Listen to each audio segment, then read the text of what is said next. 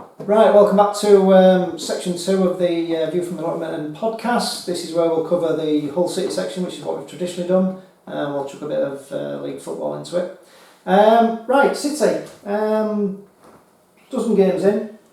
Sixth from bottom, according to the trusty Hull Daily Mail. 3 wins, 4 draws, 5 defeats. It's been a very average start to the season. Again, I asked the question to Nick, if it was a school report, how would we grade City's start to the season?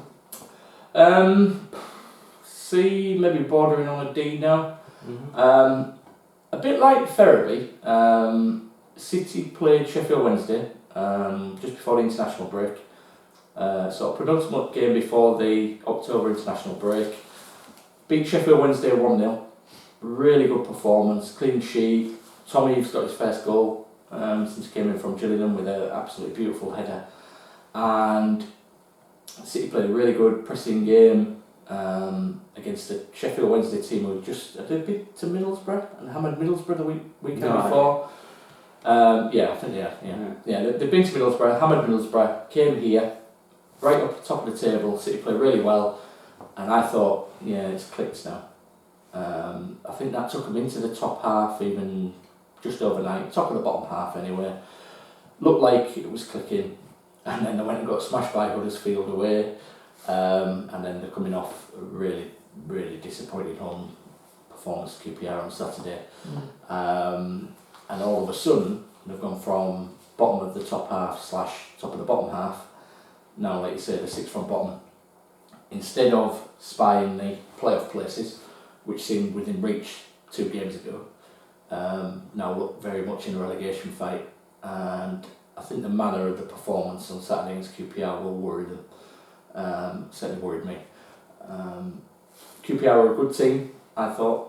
Impressed with some really good players that they've put together a really good team there. Mark Warburton's a good manager, but City were never in it.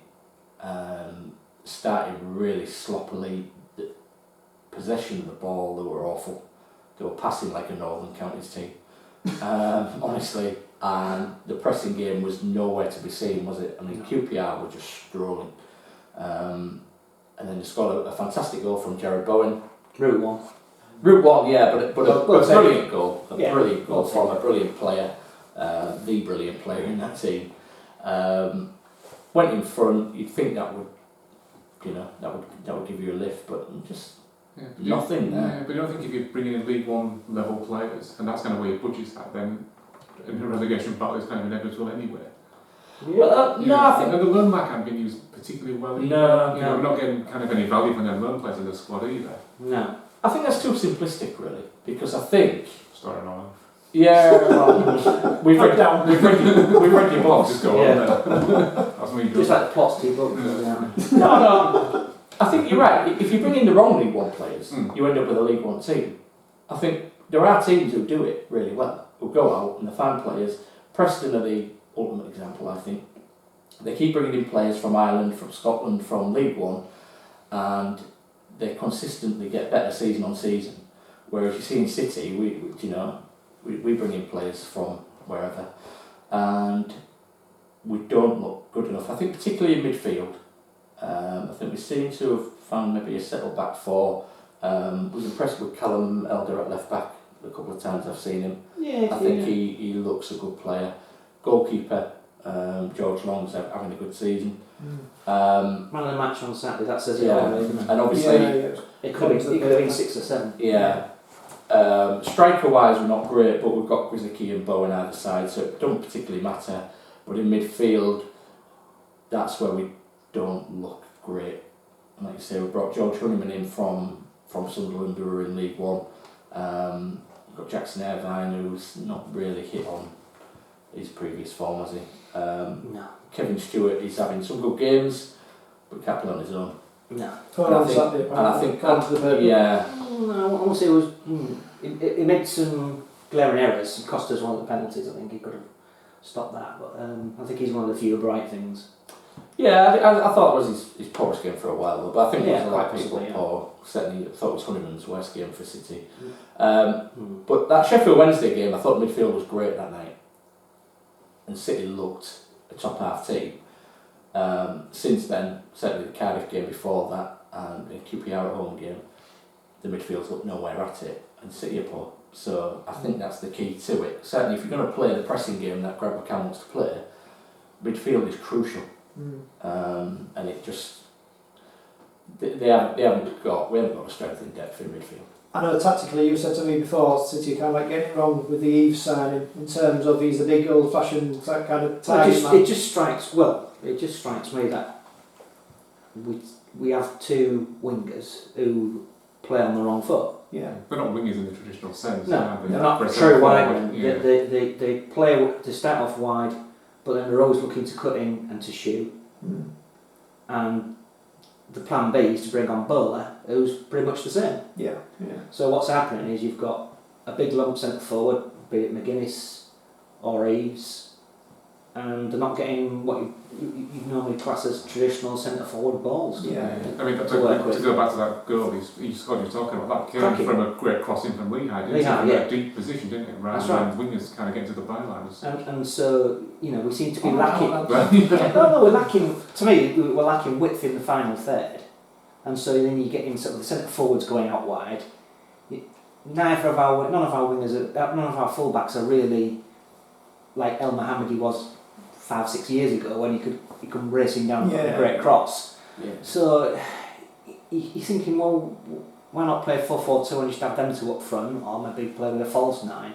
I mean, when we had Campbell was a clever player, and the two we've got are not that sort of player. No, that's the difference, isn't it? And it's difficult to judge how good they are. Yeah. Campbell's pace meant he always led the press. Obviously, everybody knows he's an irritant. He's he's a hard worker.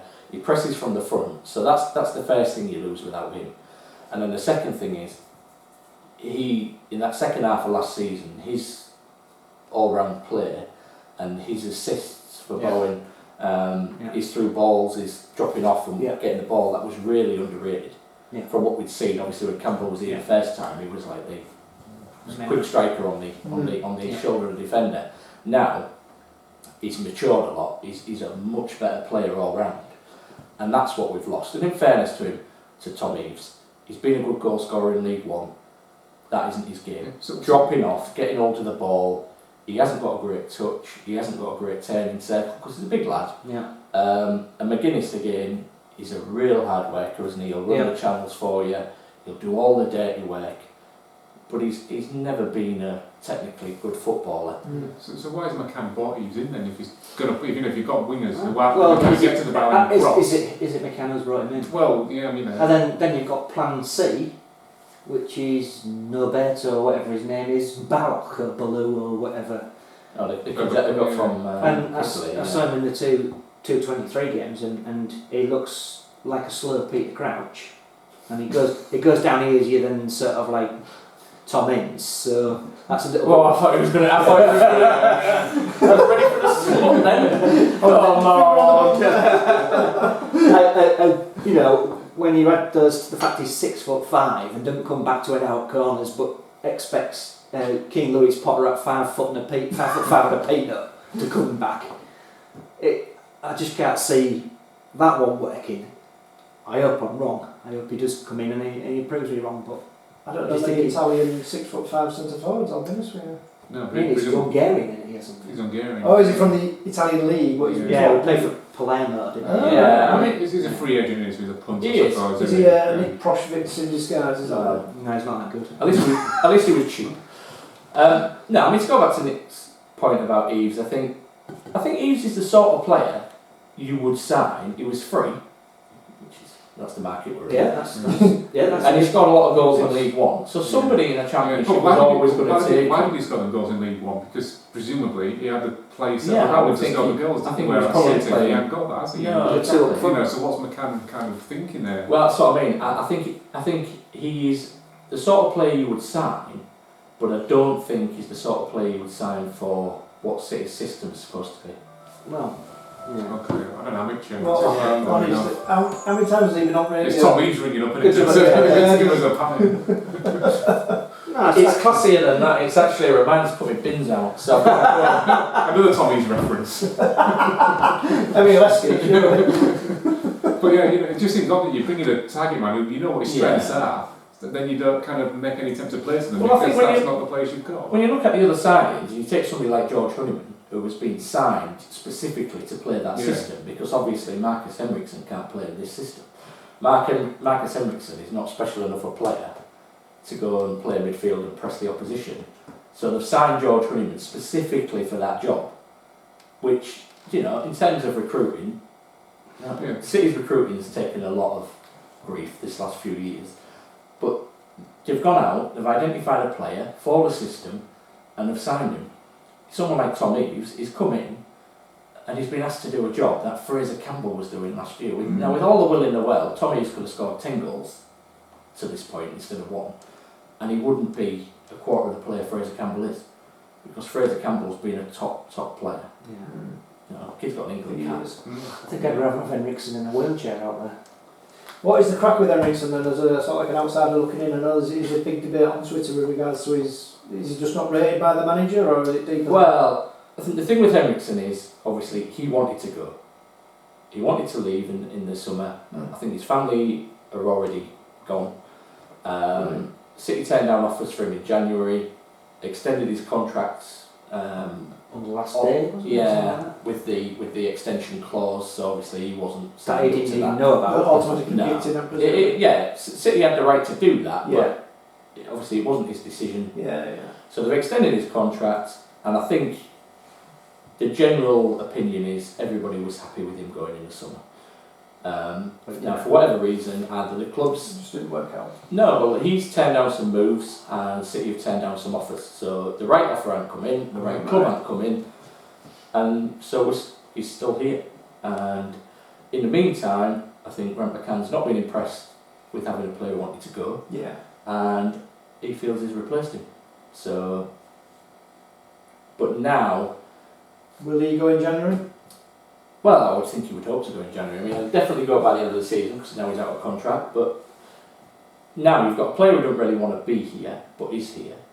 But he's not going to be attractive to sign in January, is he? Because he hasn't played. Because he hasn't played. Who knows what, But in my opinion, Grant McCann has to climb down, because I think Henriksen is a better player than everybody in that midfield, possibly by Kevin Stewart on current form.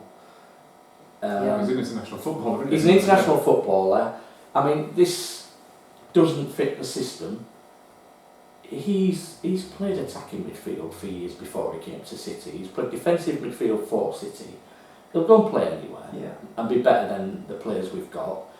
He's always worked hard, hasn't he? I mean, I know you're not his biggest fan, Pete. No, I've never been much of a fan. I always thought particularly when he was in the Premier, he was just running around and not getting there. Yeah. So he'd run up to a man and he misses the pass. It's like, but there's no question about it's certainly. Oh no, I mean the last couple of seasons, I think he's been pretty decent, and certainly he walks into that side in my opinion. I don't think there's an attitude. I mean, the worrying thing is our best 11 is basically last season's 11 more or less. I can't see anybody who we've brought in as someone really bursting in apart from Elder. Elder looks a good signing, because which King's tells its own story. Yeah, I mean, but Taffer's early.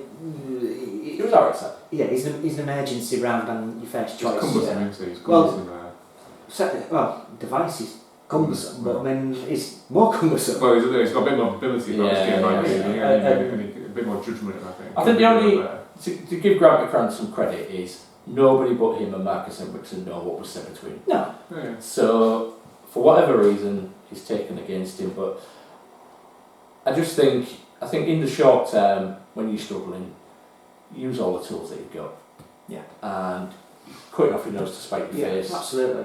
I mean, the other week you had Matt Paul had De Silva in midfield, and he was completely lost. It was like, you know when you see these guys and they go to the motorway services, when they've got the really big restaurant ones and they grab sort of a plate of meat pie and whatever, and then they realise that they've got to have a tray and they're sort of looking round for the tray, and they're wandering, and you know, So it's like watching football on a Thursday night. yeah, and he's leaving it. He was he knew he was out there, but I mean, at one point he was playing behind the centre halves, and he was supposed to be in midfield, and then he was on right back. And maybe he can play, but when he's so off this joint, and he don't obviously. He wasn't fit in the system of what he was expected to play. Yeah. How can you play? Well, judge somebody. You can't, can you? It is another one, isn't he? He's played a lot of games. He's only 20, 21, and he's played over 100 league games. So he's just a young lad, is it? He's very good. From Wigan. He came from Wigan. He played a lot of games for Peterborough from being 16. So, but he hasn't played a lot of games in the Championship. No. Played a lot of games at Peterborough. Played a lot of games at Gillingham on loan last season. His actual Championship games, he hasn't played many. He hasn't got any pedigree in this division. So I think there's a player there, but he isn't there now, is he? So well, you know, the product was lost. It was. Yeah, but service stations are tricky. Yeah. No, it was, wasn't it? I mean, especially for North, it turns up and there's no bricks. I mean, you had a bit of pie. I actually felt sorry for the lad because you know it looks just like he shouldn't be out there. Yeah. Like him on a Thursday. Yeah. Oh, come on. And you know, I'm afraid there's no from the little we've seen. From the little we've seen, I just don't see any of the players that they've took on in the summer really breaking through. He's early days yet. Which touches on Nick's lack of Who touches his own market. Yeah, I mean, I think Pete's right. You know, them players will come in as kind of the bench players, aren't they? Essentially, they're not really breaking into the team and strengthening it in any way, either, particularly. Yeah, I mean, we obviously got the two kids from Everton, like Pete said earlier. Bowler seems to be Plan B, which is put Bowler on and move Bowen inside. And he won't come here as Plan B, was he? You know, you'd assume he would. No, I think he thought that, they maybe thought he was coming to replace Brizicki or Bowen. Possibly. And then obviously Pennington's not played at all, and I think the damning thing, I mean, Bowler is first choice from the bench, at least. Yeah. The damning thing for Pennington is that Device has been out injured twice now, and Tafazoli's Pennington's done like half a league on loan, I think, so in his career. So. Well, he played the first half, you know, when they played QPR, the 23s, I think Pennington played centre half in that first half for that, and that lad Hansen outshone him. Which, you know, I know it's difficult for a seasoned pro who's played top level football to drop back into the 23s. And when Kevin Stewart was playing for the 23s this time last year, and he was doing awful.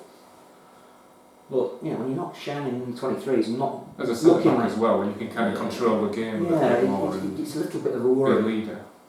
Like me at walking football. No, nothing like you at walking football, apparently.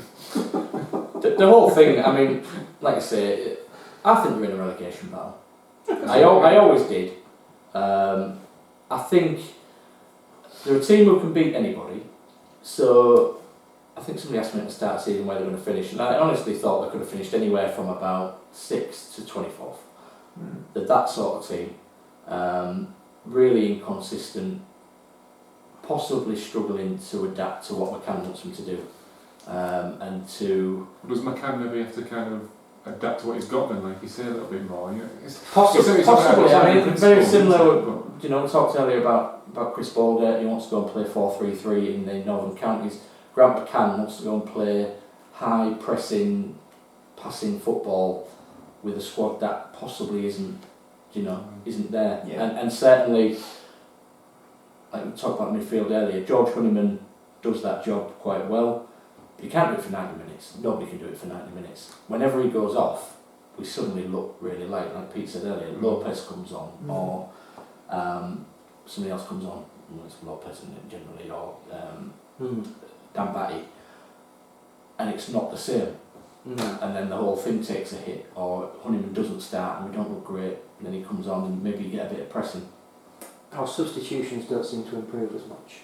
No, not impressed. I can't think of many good substitutions. I mean, I think Eves came on and scored the winner in that Sheffield Wednesday game, didn't he? But that's the substitution is Eves for McGuinness or McGuinness for Eves every single game. Yeah. So his game management, McCann's game management, maybe needs to be. Well, again, who are we to say? I mean, this time last season, City were right in it, and Atkins got it round, didn't he? Yeah. So, in fairness, it's not like he's working with a great No, yes, It's a great hand. When you look at the bench, you've got Josh Bowler generally, you've got your other striker who isn't starting, Yeah. and you've got very little else. Yeah. You know, you've got some good lads on the bench, and maybe if you're winning, you've got some players who'll come on, It's worrying that we're taking the lead. finish the game. I mean, we took the lead quite fortunately on Saturday and got some pressure after that, but created very few chances. Right. Not Yeah. proper chances. Yeah. It's sometimes a meaningless stat, the old points from winning positions. Yeah. Because, we got one game early in the season, didn't you, where we took the lead after like a minute and then didn't get any points. So you're never actually in a winning position. But if you do look at that stat, I think City would be well comfortably in the top 6 on the number of points they've dropped from leading. So And the other worrying aspect is, there's no way that either Boyne or Grizzly could be dropped. So we've got to play this way. Yeah, and other teams know that as well, don't they? Obviously. And the thing is, because they're sort of like getting involved with everything up front and passing to each other, and it just seems to be the Grizzly, the Boyne and Grizzly Yeah. show. Yeah. We don't seem to be chipping in from midfield or anywhere else much. Again, it's only we only played 12 games, but Yeah. Early impression. we are very reliant on Jared Bowen, aren't we? Yeah. Too reliant on Jared Yeah. Bowen. Happy to stay according to the back page of Science Paper. Yeah, well, what else is he going to say? It's October, he can't move till January. Is that his agent just... He's already got the removal made. fishing. He's, I don't know what else he's supposed to say, but to be fair to the kid, he's been here a long time since he Yeah, came from yeah. Hereford. he's not sulking, is he, or anything? No, he's the best player in the team by a mile. If anybody's looking at his highlight, his goal on Saturday was genuinely superb, like Pete said earlier, it was route one, keeper kicked it, he's got a little flick on it. yeah. He chested it down and he hit it with his left foot going away from goal, across the keeper, first time, as the ball was coming up, which I think is what caught the keeper out because there's no way he thought he was going to hit it. And it's absolutely superb, and he's scoring all sorts of goals.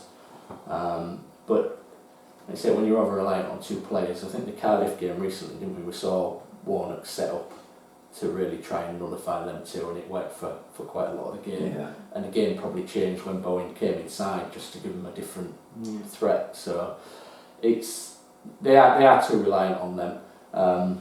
For me, like Pete said earlier, the little ray of hope is the run that went on last season from being second bottom under Nigel Adkins, Yeah. went on a run, got in playoff contention. It could go both ways, but that's the one thing. Ever the optimist. I'm really, really hoping we can finish 4th from bottom. Right, well, we'll wrap up by touching on things. I'd say if we finish 4th or 5th from bottom and the white shite don't go up, that's probably Great season. Yeah. Yeah. And then you've got to get the same as the last 3 summers, don't you, where the players leave en masse. And McCann's on a rolling contract, and what happens again in the summer of the team? Yeah, this churn over is... It's like a Northern Counties churn almost, isn't it, at times? Absolutely, yeah. It is, because there's always players out of contract because, Nobody It's gets the to thing. in 2 years, do they? Generally? No, I think the only consolation this season is, assuming you stay in that league, you know what your budget's going to be based on this season, whereas the current season is the first one after the parachute payment, so obviously there's been a massive drop in income. Next season, assuming you're in the Championship, you know the income's going to be roughly the same. But they still could go on a run and challenge for the playoffs, because it is quite tight, isn't it? And there's no real standout team in the Championship. Yeah. Teams like West Brom and Middlesbrough and real fancy teams. Cardiff are mid-table. Fulham on paper are probably the outstanding team. Yeah. So spoil the magic, Pete. Yeah. You've got to pretend we know all this off by now. That's all up there. Yeah. Is it West Brom top? White shite. Forest are up there, QPR up there. Forest on A Saturday. QPR fan tells me they've got the 3rd lowest budget in the Championship, which seems ridiculous based on the quality of the players that they were bringing off the bench.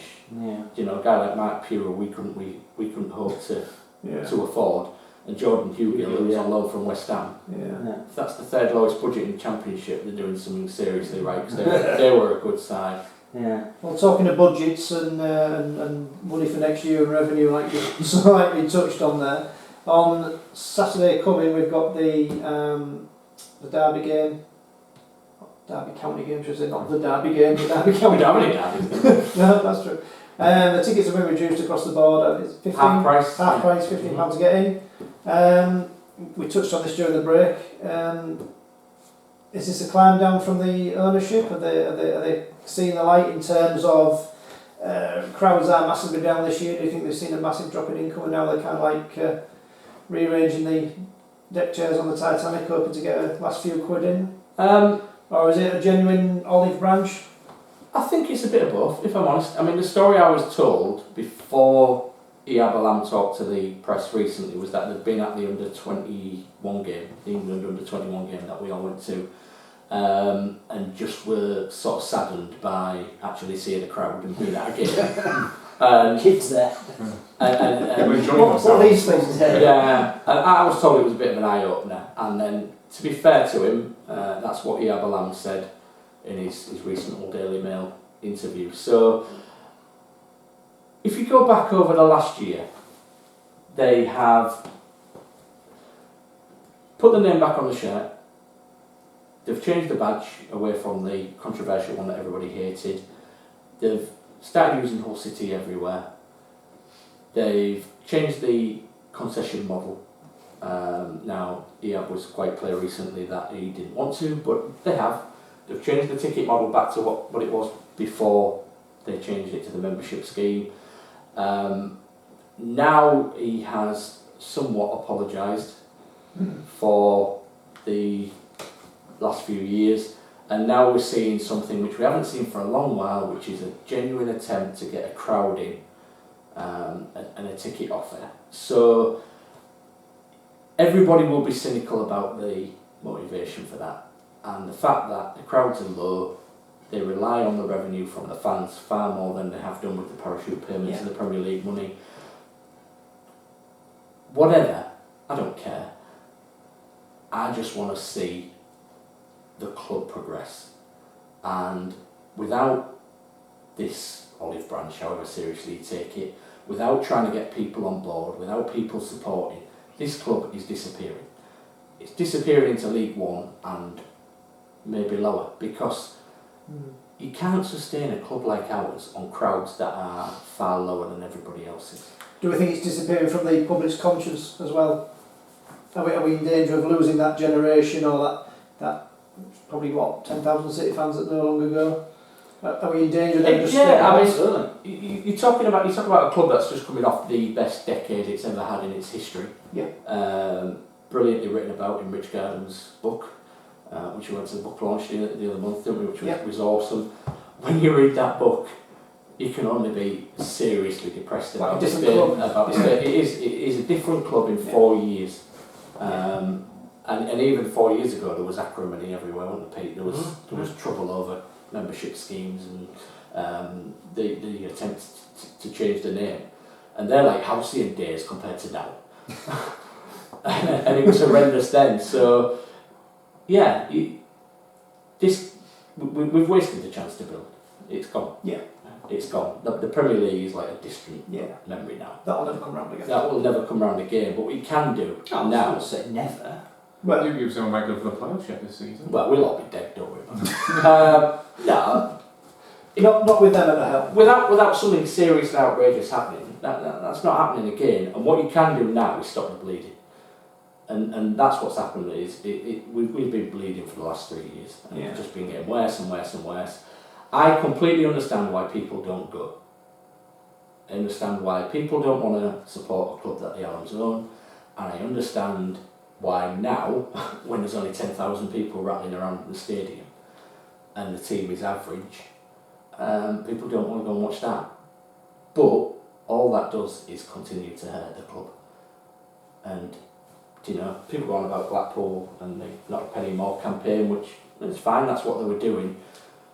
But Blackpool, they weren't successful in spite of it. When they dropped into League Two, somehow got out of it under Gary Bowyer. But I'm not saying that the fans not going is a reason, but a club where nobody goes to support and nobody puts any money into it can't be successful. No. And certainly not a provincial club like ours. So as much as I would never slag anybody who doesn't go, because I know why they don't go. I don't want to go. It's rubbish. I go out of duty been duty bound. Habits. Yeah. Mm. No, just refusal to be put off by them.